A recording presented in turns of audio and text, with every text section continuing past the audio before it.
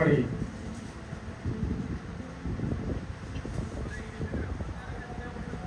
14వ వచనంలో నేను చదువుతాను, మీరు వినండి. 14వ వచనంలో చివరిలో ఉంటుంది, చివరి భాగాన, నీవు పైవాడుగా ఉండువు గాని క్రిందివాడిగా ఉండవు. ఇప్పుడు మీరు చదవండి అక్కడి నుంచి, అదే మాట అయ్యా, అదే మాట. నీవు పైవాడుగా ఉండువు గాని క్రిందివాడిగా ఉండవు. దేవునికి మహిమ కలుగును గాక. హల్లెలూయా. ఇది మన ప్రసంగం టైటిల్. ఇది మన ప్రసంగం టైటిల్. చెప్పండి, షేక్ అండ్ ఇచ్చి, నువ్వంట పైవాడిగా ఉంటావంట కానీ క్రిందివాడిగా ఉండవంట. ఏమే, ఇంతకుముందు ఒకవేళ తోకలాగా ఈడ్చుకుంటూ పోయినాము, తోక కింద ఏలబడుతుంది కదా, అలాగే ఈడ్చుకుంటూ పోయాము. ఇక మీదట నువ్వు తోకగా కాదు పైవాడిగా ఉండవని దేవుడు చెప్తున్నాడు. పైవాడిగా చెప్పారు హృదయపూర్వకంగా. మళ్ళీ ఒకసారి చెప్పండి, నువ్వు పైవాడిగా ఉంటున్నావు. దేవుడికి నన్ను పైవాడిగా ఆశీర్వదిస్తాడు. విడిపించుకోండి. ఆమేన్. హల్లెలూయా, హల్లెలూయా, హల్లెలూయా. చూడండి, ఇక్కడ దేవుని యొక్క వాక్యము ఈ మాసములో మనకు వాగ్దానం చేస్తూ ఉన్నాడు.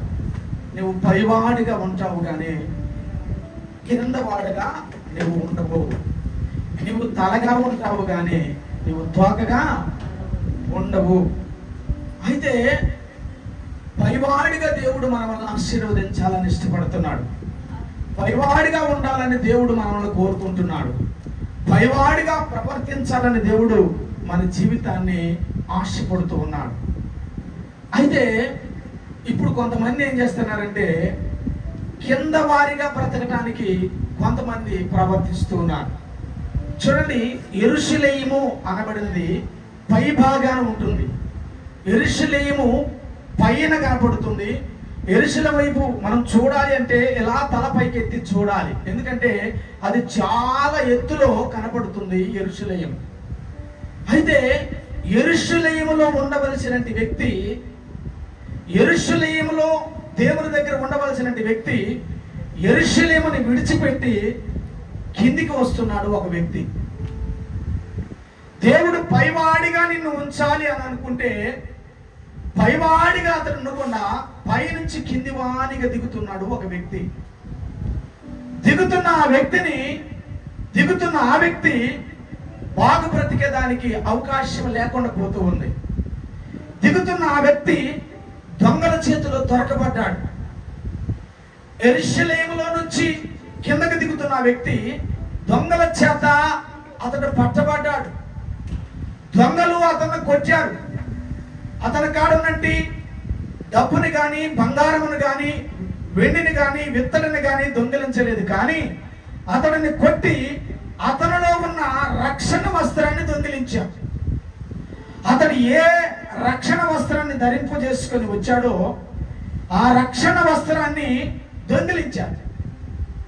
కానీ దేవుడు పైవాడిగా మనం ఉంచాలనుకుంటున్నాడు. వాడు క్రిందివాడిగా దిగుతున్నాడు. యెరూషలేమును విడిచిపెట్టి దొంగ చేతిలో వాడు దొరికాడు, కొట్టబడ్డాడు, రక్షణ వస్త్రాన్ని దొంగిలించబడ్డాడు. అయితే ఒక యాజకుడు చూశాడు, అతన్ని చూస్తూ వెళ్ళిపోయాడు తప్ప ఆ యాజకుడు అతనికి ఏ మేలు కూడా చేయలేకపోయాడు. ఆ యాజకుడు చూస్తూ పోతున్నాడే తప్ప ఏమైనా చెయ్యాలని ఏదైనా చేద్దామని ఆలోచన సందర్భము అతనికి లేదు. అతడు చూస్తా పోతా ఉన్నాడే తప్ప అతడు ఏది కూడా చేయటానికి ఇష్టపడలేదు. ఆదామును మరొకడు పోతున్నాడు, లేవీయుడు. ఆ లేవీయుడు కూడా చూస్తూ ఉన్నాడు కానీ అతనికి సహాయం చేయటానికి ఇష్టపడలేదు. దేవుని బిడ్డలారా, అదే సందర్భంలో ఒక మంచి సమరీయుడు ఆ ప్రాంతమును వెళుతున్నాడు. ఆ సమరీయుడు అతని దగ్గరికి వెళ్ళాడు. ఆ సమరీయుడు అతని దెబ్బలు కట్టాడు. ఆ సమరీయుడు అతడి దెబ్బలు తుడిచాడు. ఆ సమరీయుడి దగ్గర ఉన్నది అతనికి పెట్టాడు. ఆ సమరీయుడు తీసుకొని వెళ్ళి ఒక పూట కూలి వాని ఇంటి దగ్గర పెట్టాడు. ఆ సమరీయుడే అతడి కోసము డబ్బును కట్టాడు. ఆ సమరయుడే అతను బాగు చేశాడు. ఆ సమరయుడే అతన్ని స్వస్థపరిచినట్టుగా చేయగలిగాడు. మన దేవునికి ఉండవలసిన లక్షణము అది. మంచి సమరయుడు చేతికి అతను దొరికాడు. పై భాగాన ఉండవలసిన నీవు ఈరోజు కింద భాగానికి దిగి వచ్చి నిన్ను నువ్వు అవమాన పాలు చేసుకుంటున్న స్థితిగతులు, అవమాన పాలు చేసుకుంటున్నటువంటి బాధలు, అంధకారానికి తీసుకొని పోతున్న ఇబ్బందులు, నీ కుటుంబాన్ని పతనము చేసుకోవాల్సినటువంటి ఆలోచన, దిగజారిపోయినటువంటి భవిష్యత్తు నీ జీవితానికి కలుగుతూ పైవాడిగా ఉండాల్సినటువంటి నీవు ఈ భూమి మీద ఈడ్చుకొస్తూ దరిద్రాన్ని అనుభవిస్తున్నట్టు బ్రతుకును బ్రతుకుతూ ఈరోజు అంగలార్పుస్తున్నట్టు మనుషులు ఎంతో మంది ఉన్నారు. లేకుండా పోలేదని దేవుడు తెలియపరుస్తున్నారు. హల్లెలూయా. అయితే ఇక్కడ దేవుడు పైవాడిగా ఉంచాలనుకుంటే ఈ మంచి సమరయుడు చేయకుండా కానీ ఉన్నట్టయితే అతడు యెరూషలేములో నుంచి కిందకి దిగి వస్తున్నాడు తనకు హాని చేసుకోవడానికి. ఈరోజు బాప్తిసం తీసుకున్న మనం కూడా మంచి సమరయుడి దగ్గర ఉండి పైవాడిగా ఉండాలి అని, రక్షణ వస్త్రమును ధరించుకొని ఉండాలని, రక్షించబడినటి వాడిగా ఉండాలని, దేవుని చేత అభిషేకించబడిన మనిషిగా ఉండాలని, సమాజంలో ఒక మంచి పేరు కీర్తి కలిగిన వ్యక్తిగా నువ్వు జీవించాలని ప్రభు ఆశపడి కోరుకుంటూ ఉంటే, నీకున్న పేరుని దేవుడు పైవాడిగా చేయాలని ఆశ కలిగి ఉంటే, లేదు లేదు నేను కిందవానిగా ఉండాలి అని చెప్పేసి ఈరోజు దొంగల చేతుల్లో చిక్కబడుతున్నాము. ఈరోజు అనేకమైన బాధలు అనుభవిస్తున్నాము, చితికిపోతున్నాము, నలిగిపోతున్నాము, సమాధానం లేని వారిగా ఉంటున్నాము, కుటుంబంలో దరిద్రాన్ని అనుభవిస్తున్నాము, పిల్లలకి సరైన భోజనం పెట్టుకోలేని స్థితిగా ఉన్నది, పిల్లలకి ఫీజులు కట్టుకోలేని పరిస్థితిగా మన జీవితం మారుతూ ఉంటుంది. కుటుంబంలో ఏ ఆశీర్వాదం లేనటువంటి వ్యక్తిగా దుఃఖాన్ని అనుభవిస్తున్నట్టు బ్రతుకును మనం అనుభవిస్తూ ఉన్నాం. అది దేవుని యొక్క కోరిక ఏమిటంటే మనల్ని పైవాడిగా చూడాలి అని దేవుని యొక్క ఆశ. మనల్ని పైవానిగా ఉంచాలన్నది దేవుని యొక్క భావము. మనల్ని పైవానిగా ఉంచి దేవుడు నన్ను ఇంతగా ఆశీర్వదించాడు అని ఆయన గురించి ఘనంగా చెప్పుకునే దాని కొరకు నిన్ను ఒక మంచి మనిషిగా, మంచి సాక్షిగా దేవుడు ఉంచాలని దేవుడు కోరుకుంటున్నాడు. ఈరోజు నువ్వు నేను మరి ఈరోజు దొంగల చేతులు చిక్కుబడుతూ పైవానిగా ఉండాల్సిన మన జీవితము కిందకి దిగి వస్తూ దొంగల చేతులతో చిక్కబడుతూ అనేక మంది వాళ్ళ చేతల కాడ అడుక్కుంటూ బానిసత్వాన్ని బ్రతుకుతూ మనకున్నటువంటి వ్యక్తిగత జీవితాన్ని నవ్వులు పాలు చేసుకుంటూ సాక్ష్యం లేకుండా ఈ సమాజంలో తిరుగుతూ దరిద్రాన్ని అనుభవిస్తున్నట్టు చీకటి బ్రతుకు మన జీవితంలో కలుగుతూ ఉన్నమాట ఎంతమంది చూడట్లేదు. అందుకే మన దేవుడు చెప్తున్నాడు పైవానిగా ఉంచాలని దేవుడు కోరుకుంటున్నాడు. దావీదు అంటున్నాడు నన్ను పైవానిగా నువ్వు చేసావయ్యా అని. దావీదు ఏమంటున్నాడు? నన్ను నువ్వు పైవానిగా ఉంచావయ్యా అని కోరుకుంటున్నాడు దావీదు. అయితే గొలియాతుని ఎదిరించే దాని దగ్గరికి దావీదు వెళ్ళినప్పుడు దావీదు అన్నలు అతను చూసి అతన్ని తృణీకరించారు. అతని అన్నలు తను తృణీకరించారు. రే ఇక్కడ నుంచి నువ్వు వెళ్ళిపోరా, నీకేం తెలీదు, నువ్వు ఎక్కడో అక్కడ ఉండేవాడివి, ఇక్కడికి ఎందుకు వచ్చావని అతన్ని గద్దించడం మొదలుపెట్టారు. అతను తిరస్కరించడం మొదలుపెట్టారు. అతన్ని అవమానపరచడం మొదలుపెట్టారు. అతను లెక్క చేయకుండా అక్కడ మొదలుపెట్టారు. సమూయేలు ప్రవక్త కూడా ఇదిగో నీ కుమారుల్లో ఒకడని దేవుడు అభిషేకించబోతున్నాడు, నీ కుమారులను నిలబెట్టు అన్నప్పుడు అతనికి కలిగింది 8 మంది కుమారులు అయితే 7 మంది కుమారులు వరుసగా నిలబెట్టాడు. 8వ వాడిని లెక్క చేయకుండా గొర్రెల దగ్గర పంపించున్నాడు. సమూయేలు అడుగుతున్నాడు ఇంకా ఎంతమందేనా నీ కొడుకులు అని అడిగితే ఉన్నాళ్ళండి ఒకడు పనికి మాలినోడు వెనక వాడితో పనేంది, వీళ్ళు మాత్రం యుద్ధశూరులు అని తండ్రి దృష్టికి కూడా లెక్కలేనటి వ్యక్తిగా దావీదు కనపడుతున్నాడు. కానీ దావీదును దేవుడు ఎలా ఉంచాడు? పైవానిగా ఉంచాడు. చెప్పబడదాం గట్టిగా, హల్లెలూయా. పైవానిగా ఉంచాడు. ఎందుకంటే దేవుని సన్నిధిలో అతను తగ్గించుకున్నాడు, దేవుని సన్నిధిలో అతడు వ్యక్తపరిచాడు, దేవుని సన్నిధానంలో ప్రభును కోరుకున్నాడు. అయ్యా నా కాపరివి నీవేనని ఆయన ఆశపడ్డాడు. కనుక ఎక్కడో గొర్రెలు కాసుకున్నటువంటి వ్యక్తిని సింహాసనం మీదకి దేవుడు తీసుకుని పోయి అతడిని పైవాడిగా ఉంచి ఇశ్రాయేలు ప్రజలకి రెండో రాజుగా అతడిని నామకరణం చేసి ఉన్నాడు. హల్లెలూయా. నీ కుటుంబానికి నీవే రాజువి, నీ కుటుంబానికి నీవే రాణివని ప్రభువు వ్యక్తపరుస్తున్నాడు. చప్పట్లు కొడదాం గట్టిగా. హల్లెలూయా, హల్లెలూయా. దేవుడు వ్యక్తపరుస్తూ ఉన్నాడు. కాబట్టి నిన్ను దేవుడు వ్యక్తపరుస్తున్న ఆ పరిస్థితుల మధ్యలో నీవు పైవాడిగానే ఉండాలి తప్ప ఇదిగో ఈ లోకానుసారంగా నడిచే వ్యక్తిగా నువ్వు ఉండకూడదు. కించపరచబడుతున్న వ్యక్తిగా నువ్వు ఉండటానికి వీలు లేదు. హీనమైన స్థితి మధ్యలో నువ్వు నడవడానికి వీలు లేదు. ఒక సాక్ష్యమైన వ్యక్తిగా నువ్వు బ్రతకడం అసలు వీలు లేదు అని దేవుడు తెలియపరుస్తున్నాడు. ఎందుకు వీలు లేదయ్యా అంటే నిన్ను నేను పైవాడిగా ఉంచాలని కోరుకుంటున్నాను, నేను పైవాడిగా ఉంచాలని కోరుకుంటున్నాను. నువ్వు కిందవాడిగా ఉండాలని ఆశపడద్దు. కొంతమంది తన సొంత ప్రయత్నాలతో నేను పైవాడిగా ఉండాలని ఏదో ఒక వ్యాపారం చేస్తారు, బోర్ల పడతారు, నష్టపోతారు, అప్పుల పాలైపోతారు.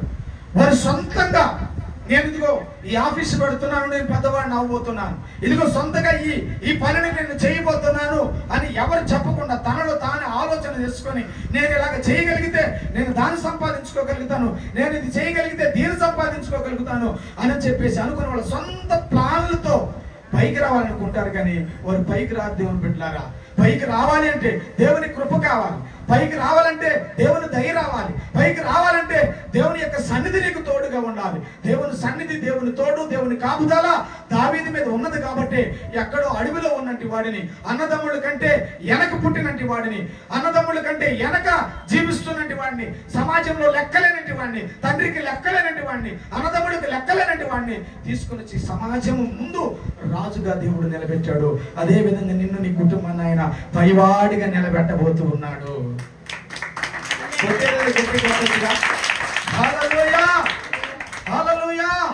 నిన్ను పైవాడిగా దేవుడు ఉంచాలని ఆశపడుతున్నాడు. దేవుని బిడ్డలారా, మీరు కింద వారు కాదు, మీరు పైవాడిగా తలగా ఉండాలన్నది దేవుని యొక్క ఆశ, కోరిక. అయితే తన సొంత ప్లాన్లతో పైకి రావాలనుకున్నట్టు వాడు ఎప్పుడు కూడా పతనం అయిపోతాడు తప్ప అతని విజయాన్ని పొందుకోలేడు. ఒక ప్రాంతంలో ఏనుగు ఎలక రెండు కలిసి చాలా ఫ్రెండ్స్ అంట. ఉదాహరణ చెప్తున్నాను. ఏనుగు ఎలక రెండు ఫ్రెండ్స్ అంట.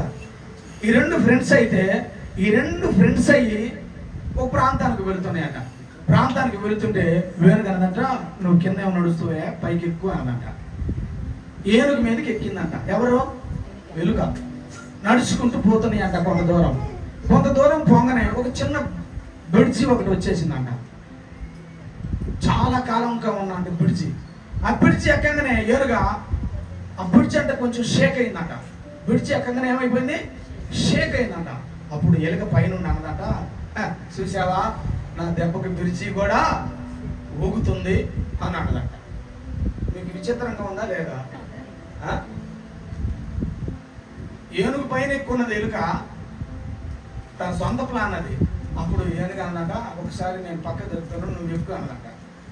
కనీసం అక్కడ ఏమి ఓగన కూడా ఓగలేదంట. అంటే మనం చేసే క్రియ అలాగ ఉంటుందని చెప్పడానికి ఉదాహరణ చెప్తున్నాను మీకు. హల్లెలూయా. కాబట్టి మనల్ని దేవుడు పైవానిగా ఉంచాలన్నదే దేవుని యొక్క ఆశ. పైవానిగా ఉండాల్సినటువంటి వాడు కిందివానిగా వచ్చి దొంగల చేతుల్లో పట్టబడి, దొంగ చేతులతో పెండబడి, దొంగల చేతుల్లో పనికిరాని వ్యక్తిగా మార్చబడినటువంటి వ్యక్తిగా మనం ఉండకూడదు. పైవానిగా మనం ఉండాలి. దానికి ఉదాహరణకి దావీదుని గురించి దేవుడు మనకి తెలియపరిచాడు. హల్లెలూయా.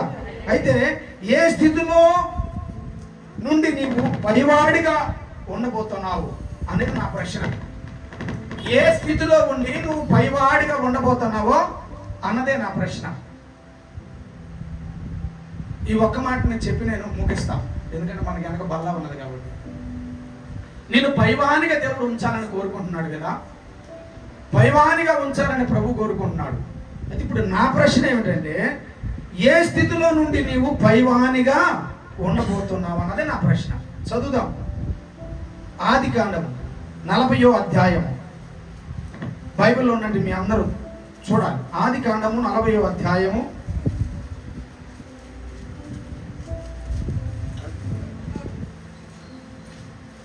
13వ వాక్యం. అమ్మా 40:13 ఆదికాండము.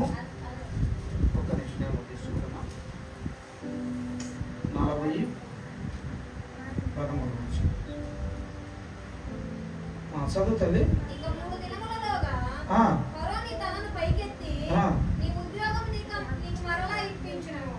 చాలు చాలు. ఇంక 3 దినములలోగా ఫరో నీ తలను పైకెత్తి నీ ఉద్యోగము నీకు మరలా ఇచ్చును. ఆమేన్, హల్లెలూయా. అంటే ఇక్కడ నా టైటిల్ ఏమిటంటే అవమానములో నుండి పై స్థాయికి నిన్ను వెతటము. ఇది నా ప్రశ్న. నువ్వు అవమానంలో ఉన్నావు, నీ అవమానములో నుంచి నిన్ను పైకి ఎత్తటం నా ప్రశ్న ఇది. అంటే ఇక్కడ నేను రాసుకున్నది ఏంటంటే ఏ స్థితిలో నుండి నీవు పైవాడిగా ఉండబోతున్నావు అన్నదే నేను అనుకున్న ప్రశ్న. దేవుడు మనకిస్తున్న సమాధానం ఏమిటంటే అవమానంలో నుండి పై స్థాయికి నిన్ను ఉంచాలి అని ప్రభు కోరుకుంటున్నాడు. ఆమేన్, హల్లెలూయా. అవమానములో నుండి నిన్ను పై స్థాయికి ఉంచాలని ప్రభు కోరుకుంటున్నాడు. ఇంతవరకు మరి నువ్వు అవమానంలో జీవించి ఒకవేళ ఉంటే, నీ భర్త ద్వారా నువ్వు అవమానంలో జీవించుంటే, నీ భార్య ద్వారా నువ్వు అవమానంలో జీవించుంటే, నీ భర్త నిన్ను కోపిష్ఠతనంగా ఉంచితే, నీ పిల్లలు నిన్ను పట్టించుకోకపోతే, నీ కుటుంబం నిన్ను అర్థం చేసుకోకపోతే, నీ కుటుంబం నీకు సపోర్ట్గా ఉండకపోతే,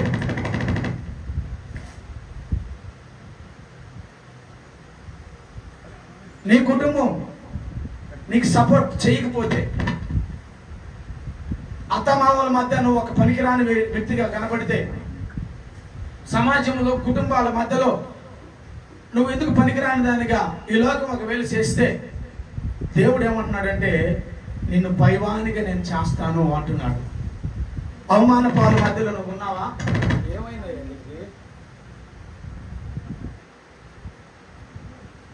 హల్లెలూయా. అవమానము మధ్యలో నువ్వు నలిగిపోతున్నావా? నీ ఫ్రెండ్స్ సర్కిల్ మధ్యలో, నువ్వు పని దగ్గరికి వెళ్ళిన కాడ అక్కడ నేను లెక్క చేయని స్థితిలో, నీ అత్తమామ నిన్ను తిరస్కరించిన స్థితిలో, నీ భర్త నిన్ను తిరస్కరిస్తున్న స్థితిలో, నీ పిల్లలు కూడా నిన్ను అర్థం చేసుకోలేని స్థితుల మధ్యలో ఒకవేళ నువ్వు ఉన్నవా? బట్ అవమాన పాలంగా ఉన్న నిన్ను నేను పైకి లేవనెత్తడానికి నేను ఇష్టపడుతున్నాను అని దేవుడు చెప్తున్నాడు. అయితే ఇక్కడ పానదాయిక అధిపతియు పక్షకారుల అధిపతియు వీళ్ళిద్దరూ యేషేబు కంటే ముందు జైల్లో ఉన్నారు. ఈ ఇద్దరు అధిపతులు యేషేబు కంటే ముందు జైల్లో చెరసాలలో ఉన్నారు.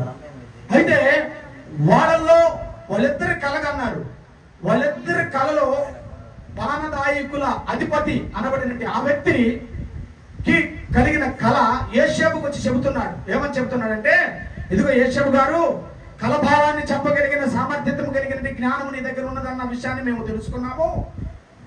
కాబట్టి నాకు ఒక కలబడింది, ఆ కళకి నువ్వు భావం చెప్పాలి అన్నాడు. ఏం కలబడింది అనగానే ఆయన అంటాడు, ఒక ద్రాక్ష చెట్టు నాకు కనబడుతోంది. ఆ ద్రాక్ష చెట్టుకి 3 తీగలు ఉన్నాయి.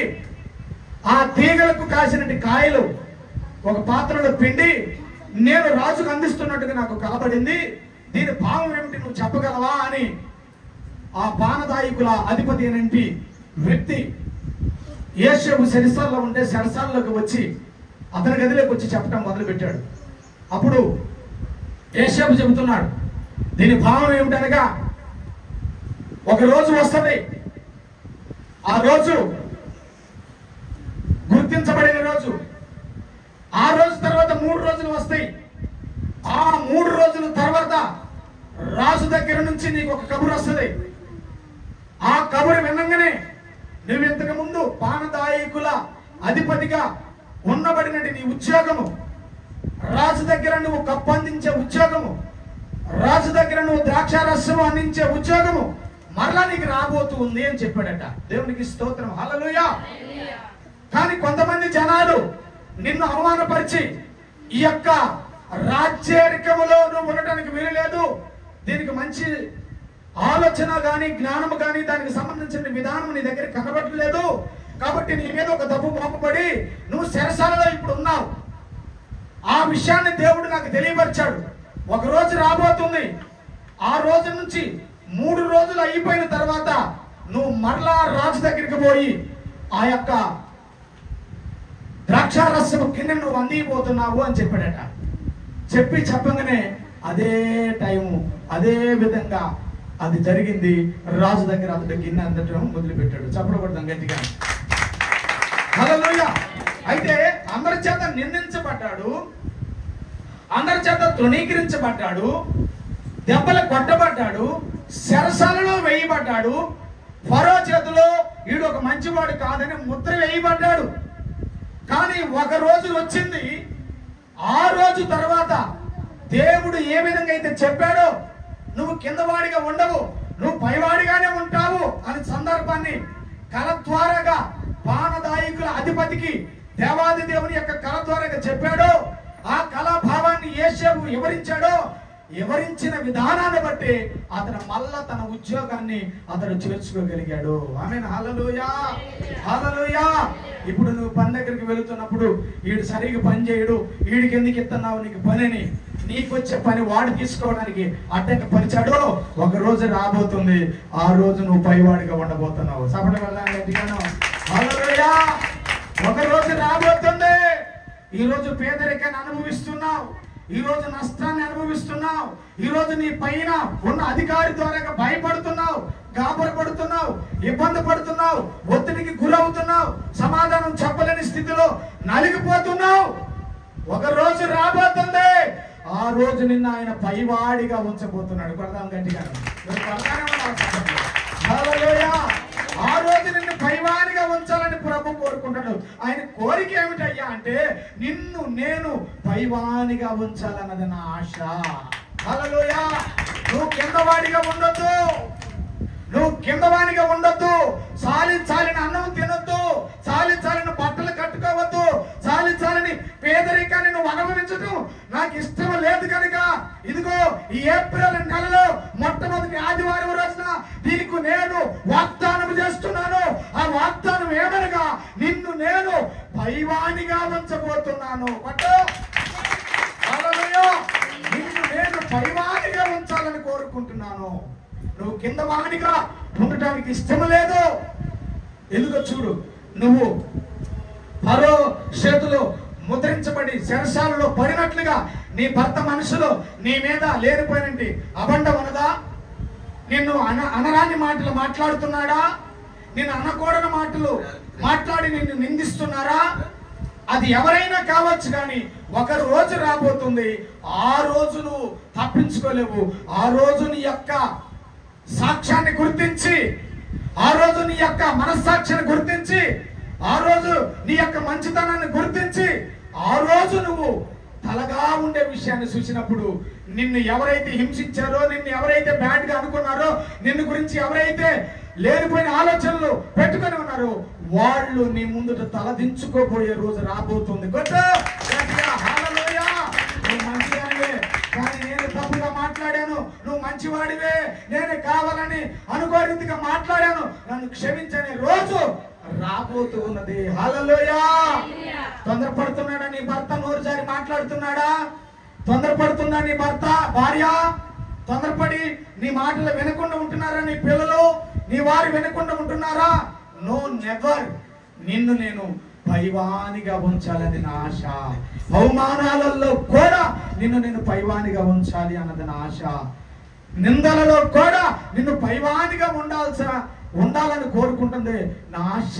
ఎందుకంటే ఆయన బిడ్డగా ఆయన రక్తాన్ని పంచుకొని పుట్టిన కుమార్తెవి, కుమారుడు అయి ఉన్నావు కనుక నిన్ను ఆయన పైవానిగా ఉంచబోతూ ఉన్నాడు. హల్లెలూయా, హల్లెలూయా. చెప్పండి గట్టిగా, హల్లెలూయా, హల్లెలూయా. పైవానిగా ఉంచే అద్భుతమైన విషయాన్ని దేవుడు మన జీవితానికి కలుగు చేస్తూ ఉన్నాడు. ఉదాహరణకి నేను పర్టికులర్గా చూసిన విషయం, నేను పాస్టర్ గారు నేను చెప్తాలి అని అన్నా, నాకంటే ఆమె పాపం తొందర ఎక్కువ చెప్పేసింది సాక్ష్యం వాళ్ళ చెల్లెల్ని. అయితే చిన్న వయసులో తన భర్తను కోల్పోయింది. చిన్న వయసులో తన భర్తను కోల్పోయింది. చిన్న వయసులోనే ఆమె హృదయం గాయపరచబడింది. చుట్టుపక్కల మాట్లాడేవాళ్ళు, అవమానపరిచేవారు, యవనస్తులు రకరకాలుగా విభజించి మాట్లాడుకునే వాళ్ళు, ఎంతోమంది ఎన్నో రకాలుగా అవమానిస్తూ ఉన్నప్పటికీ, ఎంతోమంది ఎన్నో నిందలు వేసినప్పటికీ తన మనస్సాక్షిని కాపాడుకొని దేవుని ఎదుట సాక్షిగా నిలబడడానికి ఆమె నిర్ణయించుకుని బ్రతుకుతూ ఉన్నది. భర్తను కోల్పోయి ఒక పక్క బాధపడుతున్న సందర్భాలలో తన భర్తకున్నంటే రేషన్ తనే, నా బిడ్డలు నేను అనుభవించాలి, నా బిడ్డలు చిన్నపిల్లలు, వారిని ఎక్క తీసుకోవాలి, వాళ్ళని ఒక మంచి ప్రయోజకులకు చేయాలి, నా జీవితం అంధకారం అయిపోయింది, కనీసం నా బిడ్డల భవిష్యత్తు అన్న బాగుండాలని ఒక ఆశతో ఆలోచనతో ఆ రేషన్ మీద నేను బ్రతుకుతూ, ఆ రేషన్ ఇచ్చిన నాలుగు ఆ రేషన్ ఇస్తూ 10 రూపాయల పనికి, 20 రూపాయల పనికి, 100 రూపాయల పనికి తినక కష్టపడి అందరితో పాటు నలుగురితో పాటు వెళ్ళి పని చేసుకుని కష్టపడి వస్తూ ఉంది. తనకి ఆ రేషన్ కూడా ఉంచకుండా ఉంచాలని ఎంతో మంది ఎన్నో ప్రయోగాలు చేసి తనకున్న రేషన్ మొత్తాన్ని తీసివేశారు. మళ్ళా తెచ్చుకుంది, 1,00,000 రూపాయలు ఖర్చు పెట్టి మళ్ళా తీసివేశారు, మళ్ళా తెచ్చుకుంది, మళ్ళా తీసేశారు.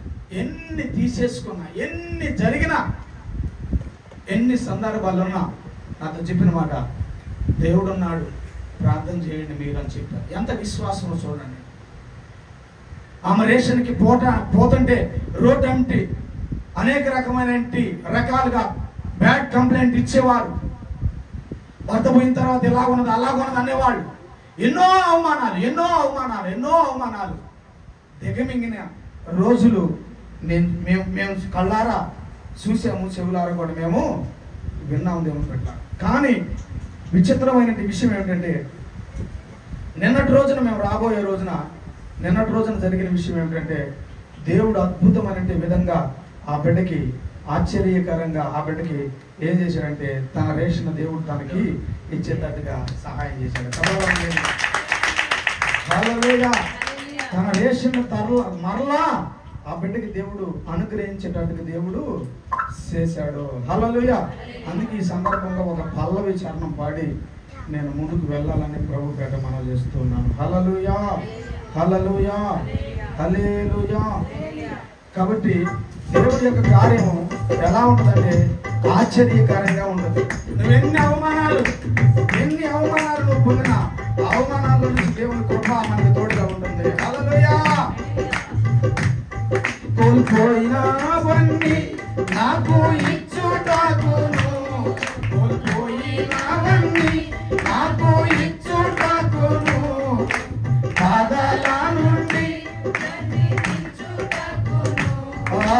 బాధల నుండి బ్రతికించుటకును, నీవే రాకపోతే నేనేమైపోదును, నీవే రాకపోతే నేనేమైపోదును, నేనుండలేనయ్యా, నేను బ్రతుకలేనయ్యా, నేనుండలేనయ్యా, నేను బ్రతుకలేనయ్యా, లేకుండా నేనుండలేనయ్యా, నీ తోడే లేకుండా నేను బ్రతుకలేనయ్యా, నీవే లేకుండా నేనుండలేనయ్యా, నీ తోడే లేకుండా నేను బ్రతుకలేనయ్యా.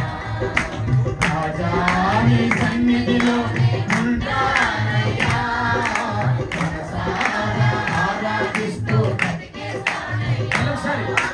రాజా నీ సన్నిధిలో నేను ఉంటానయ్యా, మనసారా ఆరాధిస్తూ బ్రతికేస్తానయ్యా. నేనుండలేనయ్యా, నేను బ్రతుకలేనయ్యా, నేనుండలేనయ్యా, నేను బ్రతుకలేనయ్యా, నీవే లేకుండా నేనుండలేనయ్యా. మరొకసారి నీవే లేకుండా నేనుండలేనయ్యా, నీ తోడే లేకుండా నేనుండలేనయ్యా. హల్లెలూయా. ఆమె కోల్పోయింది, మనశ్శాంతిని కోల్పోయింది, ఆరోగ్యాన్ని కోల్పోయింది, పిల్లల భవిష్యత్తు ఎట్నో కోల్పోయింది. నేను ఎలా బ్రతకాలో తెలియకుండా ఆవేదన పెట్టుకుంది, సింక్ అయిపోయింది. ఏం చేయాలో అర్థం కాని పరిస్థితిగా ఆ బిడ్డ పరిస్థితి మారింది. ఒకవైపు భర్త లేడు అన్న బాధ, పిల్లల్ని ఎలాగా పోషించుకోవాలనే ఒక బాధ పడుతుంటే, మరొక వైపు శత్రువు ఆమె యొక్క ఆ జీవన పది ఏదైతే ఉన్నదో దాన్ని దొంగిలించాలని మరొక ప్రయత్నము చేశారు. ఎన్ని ప్రయత్నాలు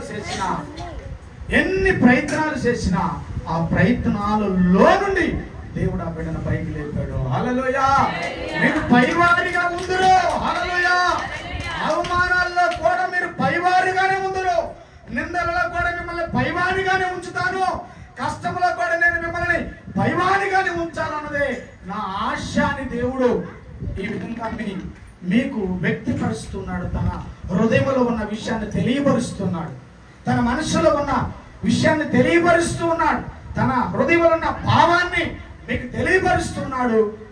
నేను మిమ్మల్ని పైవానిగా ఉంచాలని కోరుకుంటున్నాను అని. కాబట్టి ఏ విషయంలో తొందరపడకుండా, అవమానం వచ్చినా, కష్టం వచ్చినా, నింద వచ్చినా, ఇబ్బంది వచ్చినా, ఇదిగో ఈ నెల, ఈ మాసంలో దేవుడు మీకు వాగ్దానం చేస్తున్నాడు. నేను ఇక నుంచి మిమ్మల్ని పైవానిగా ఉంచాలని కోరుకుంటున్నాను. హల్లెలూయా.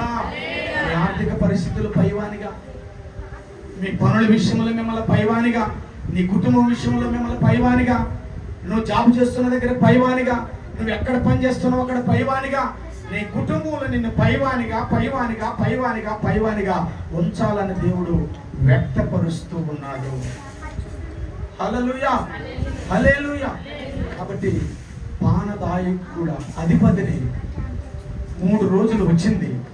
3 రోజుల తర్వాత తనకి వెళ్ళిపోయినండి జాబు, తను వద్దనుకున్న జాబు, నువ్వు ఈ ఉద్యోగానికి పనికిరావురా అని నిందించినట్టు వాళ్ళే మరలా తిరిగి అతన్ని పిలిపించుకొని రాజు దగ్గర గిన్నె అందించుకునేటట్టుగా చేయగలిగిన శక్తి దేవుడు ఇచ్చి ఉన్నాడు. హల్లెలూయా. హల్లెలూయా. హల్లెలూయా. నా సంసారం పోయింది, ఇక నాకు సంసారం మరి కుదురుబాటు ఉంటుందో లేదో అని ఒకవేళ మీరు అనుకుంటున్నారేమో. నీ సంసారాన్ని కూడా ఆయన ఖచ్చితంగా నిలబెట్టబోయే దినం ఒక రోజు రాబోతోంది. హల్లెలూయా. హల్లెలూయా. ఒకప్పుడు నిన్ను నీ భార్య సరిగా ప్రేమించలేదు కదా, ఒకప్పుడు నీ భర్త నిన్ను సరిగా ప్రేమించలేదు కదా, ఇదిగో ఇప్పుడు ఎక్కడికి వెళ్ళిన ఎక్కడున్నావు తొందరగా రా అనేటట్టుగా దేవుడు చేయబోతున్నాడు. హల్లెలూయా. హల్లెలూయా. అంత శక్తిని దేవుడు మనకి ఇవ్వబోతున్నాడు. నువ్వు పైవానిగా ఉండాలన్నది దేవుని యొక్క ఆశ, కోరిక అన్న విషయాన్ని నువ్వు గుర్తుపెట్టుకోవాల్సింది. హల్లెలూయా. యెషయా గ్రంథము 61:7 వచ్చినాను ఒకసారి చదువుతున్నారు చదవండియ్యా. యెషయా గ్రంథం 61:7 వచ్చినంలో కూడా ఒక్క మాటే ఉంటుంది. 61 నీ అవమానమునకు ప్రతిగా చాలమ్మా చూడండి. నీ అవమానానికి ప్రతిగా నువ్వెక్కడ అవమానపరచబడ్డావు? ఏందమ్మా ఎప్పుడు పని చేస్తూ ఉంటారు కానీ ఎప్పుడు అడిగినా డబ్బులు లేవంటారు మీరు. ఎప్పుడు పని చేస్తూనే ఉంటారు, ఎప్పుడు అప్పులు అంటారు ఏందమ్మా మీరు. ఎప్పుడు పని చేస్తూనే ఉంటారు. హైదరాబాదు నీ కాడికి ఇక్కడున్న వాళ్ళు నయం కదంటమ్మా అని అన్న వాళ్ళ ముందు నిన్ను తలగా ఉంచబోతున్నాడు.